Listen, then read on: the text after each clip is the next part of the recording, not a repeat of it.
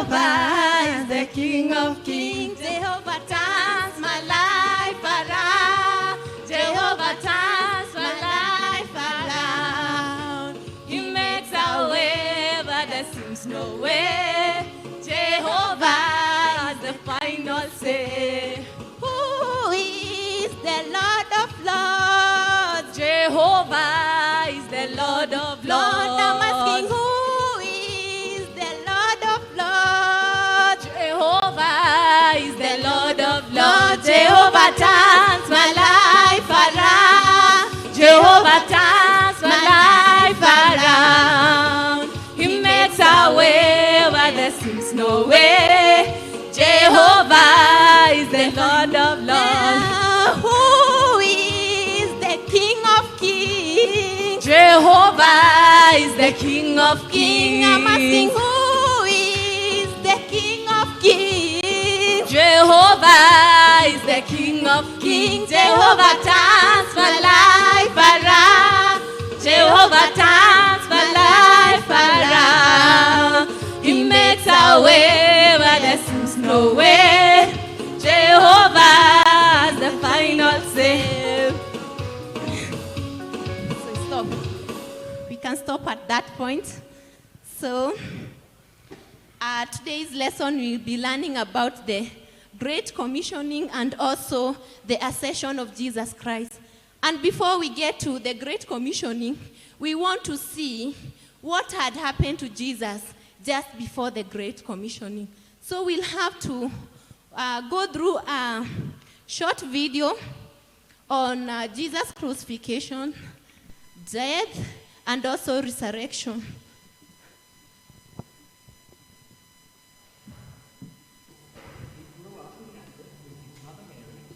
Jesus. He was a real person who lived on this earth 2,000 years ago. He was born in strange circumstances in Bethlehem. He grew up in Nazareth with his mother Mary and her husband Joseph. When Jesus was about 30 years old, he started teaching people about God.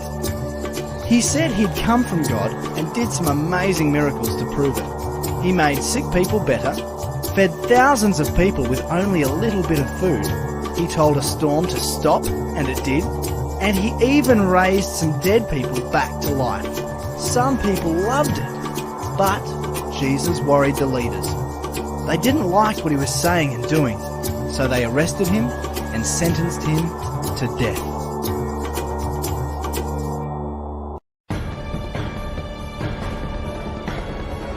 The soldiers took Jesus to Golgotha, which means place of the skull. There, they gave him some wine mixed with a drug to ease the pain, but he refused to drink it. They nailed Jesus to a cross and gambled to see who would get his clothes.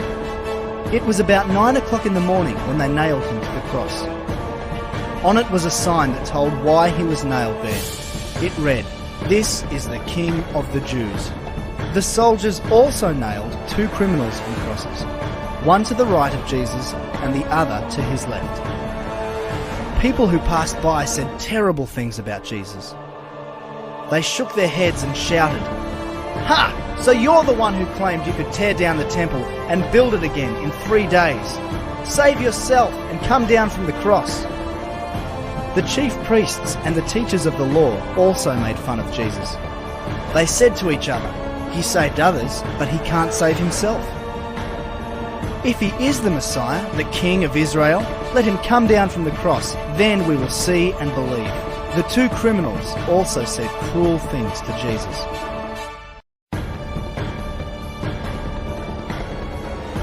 About noon, the sky turned dark and stayed that way until around 3 o'clock. Then, about that time, Jesus shouted, "Eloi, Eloi, lema sabachthani," which means, my God, why have you deserted me?" Some of the people standing there heard Jesus and said, "Is he calling for Elijah?"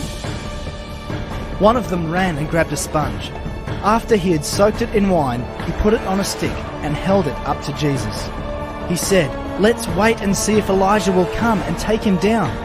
Jesus shouted and then died. At once, the curtain in the temple tore in two from top to bottom.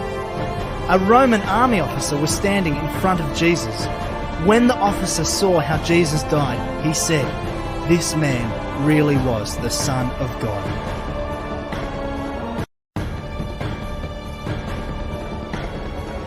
After the Sabbath, Mary Magdalene, Salome, and Mary, the mother of James, bought some spices to put on Jesus' body.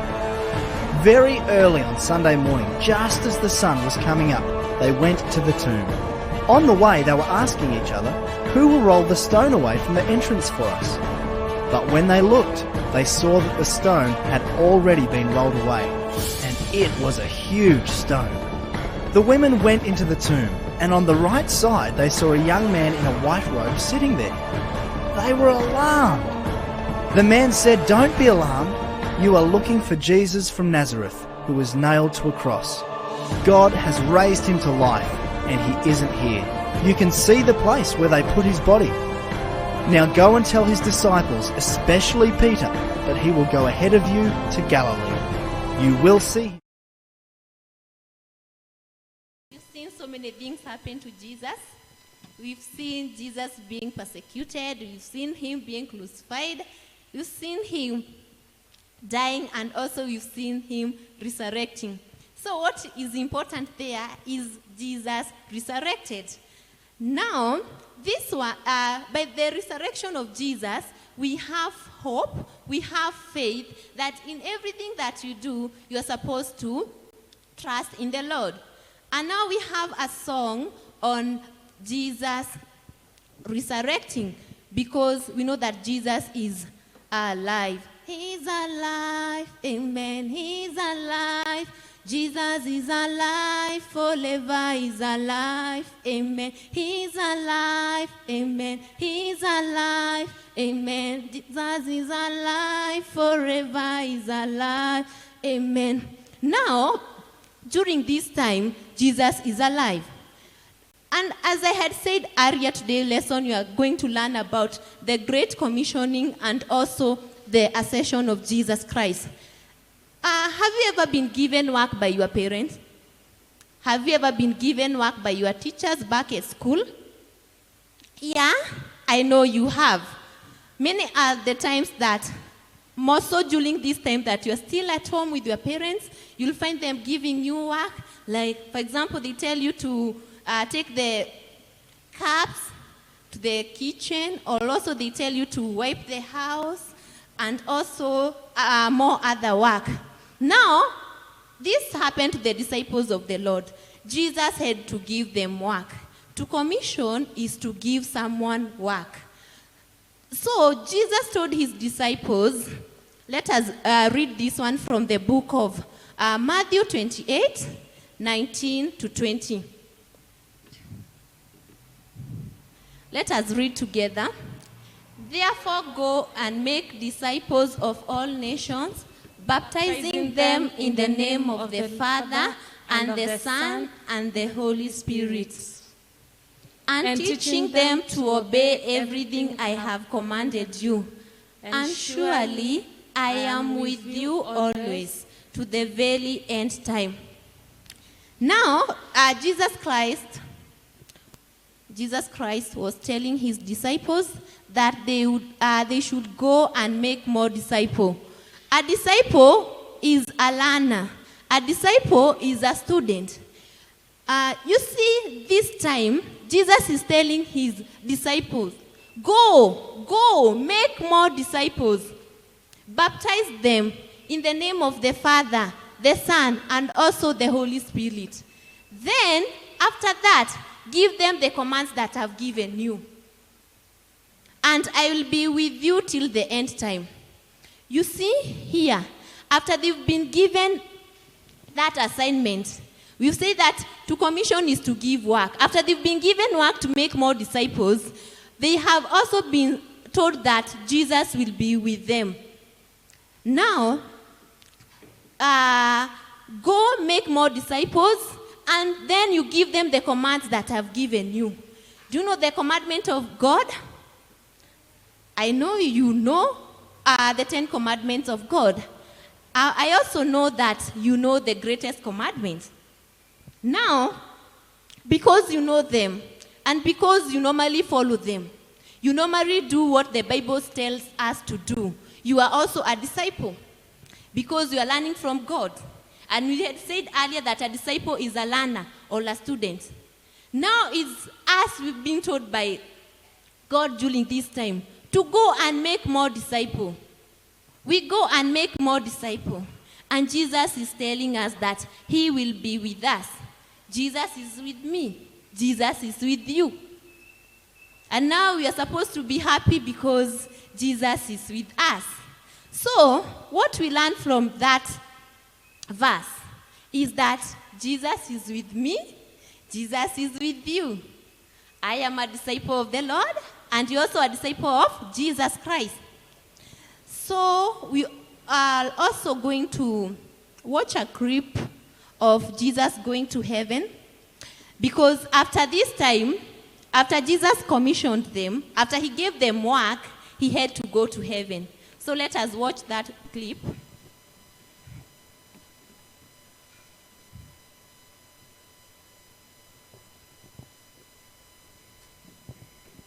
Chapter 24, verses 44 through 51. Jesus goes to heaven. Matthew chapter 28, verses 16 through 20. Luke chapter 24, verses 44 through 51. And Acts chapter 1, verses 6 through 11. Jesus had told his disciples, I gave my life so that you could be with me in heaven. I am going there to prepare a wonderful new home for you. When I come back the next time, I will take you with me. But now it was time for Jesus to leave. Jesus said, God has given me complete power over heaven and earth. Go and tell everyone the good news. Make new disciples, baptize them, and teach them to obey my commandments. Don't ever forget, I will always be with you. Go to Jerusalem and wait there, said Jesus. The Holy Spirit will come to you. He will give you power to tell people about me. Now the time has come for me to go to heaven. Do not be afraid. Then Jesus went up toward heaven in a cloud. His disciples stared at the sky for a long time. All of a sudden, 2 angels appeared. They asked, Why are you standing here looking at the sky? Jesus will return, the same way you saw him go. Then the disciples remembered what Jesus had said. They returned to Jerusalem and waited for the Holy Spirit to come. Now, we've seen Jesus going to heaven, and he has said that he will send Holy Spirit to be with us, to be with the disciples. Now we are the disciples, and Jesus has already sent the Holy Spirit to be with us. So you are not left alone, we are with the Holy Spirit. So in everything that you do, you should know that the Holy Spirit is with you. And now our memory verse will be from Matthew 28, 19 and 20. It's about going, making disciples, baptizing them, and I know you will go through that one. You'll tell your parent to read for you from that book of Matthew, chapter 28, 19 and 20. Then you keep on memorizing, saying it each and every time, because that is what Jesus has told us to do. So we want to end with a song which goes hand in hand with what you've done today about we are not alone, we are with Jesus, and therefore there is no mountain that we cannot climb. So let us have the song, and we have to sing it together with you children. The song is being projected.